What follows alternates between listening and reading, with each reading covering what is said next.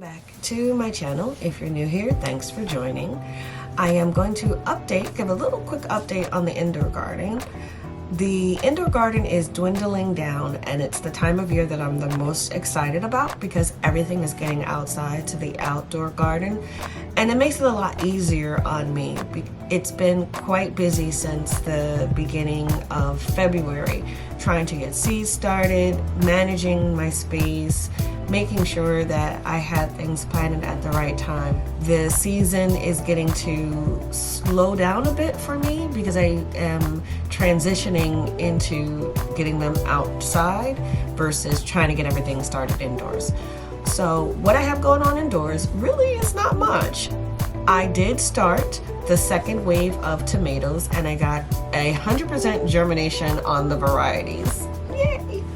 So I had those. I just started them probably about 10 days ago. So throughout the 10 days, I've had different varieties pop up along the way, but it's probably been about 10 days since I started it, and they all have come up.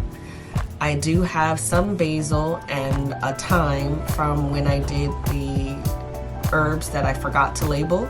So I had 2 types of basil pop up and 1 thyme pop up from those, and I'll be transplanting those outside, moving them outside probably in a couple of weeks.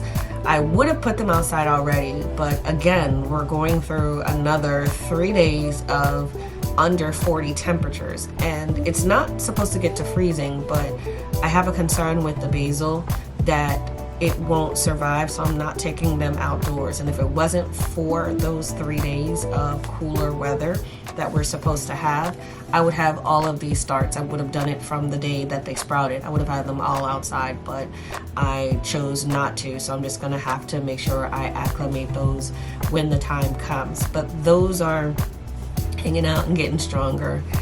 I still have my pineapple starts, or the suckers that I took off of the pineapple plants.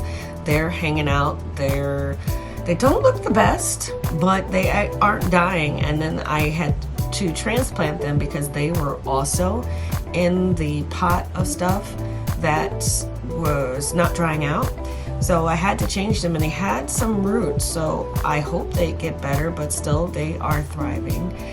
And the ginger, I still have about 4 sprouts of ginger.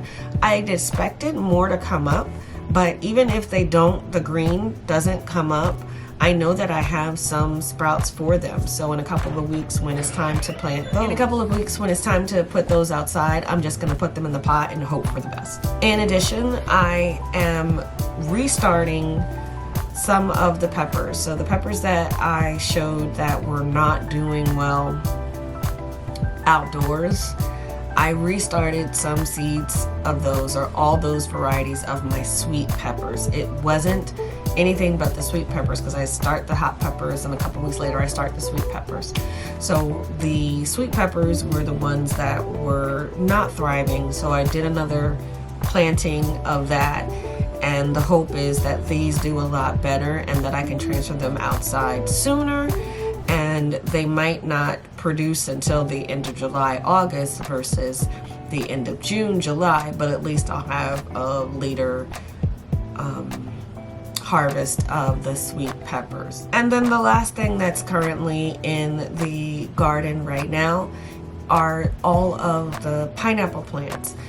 So the Elite Gold, now that it's been about 6 or 7 months that I've had the pineapple transplants, the Elite Gold definitely don't either like the climate I've had or just probably aren't good for my area.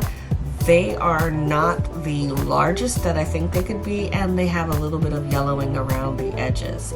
So I don't know what's in store for these, but they don't look too hot. Now the Sugarloaf, they look excellent. The Sugarloaf are a deep green. They're like double the size of the Elite Gold, and the White Jade as well. Those look really good. The other ones don't look so great. So they will be going out when I put my squash, melons, and gourds out. So that's the next thing. Within the next 2 weeks, I will be planting my seeds for the squash, and I don't generally put my squash out until the first week of June, and I give them about 3 weeks indoors because I don't want them to be stunted. So those I will be starting shortly. So most everything right now is outside. So that's the update for the indoor garden. At the end of this video is some chicken footage, so I hope you enjoy the soothing sounds of the chickens.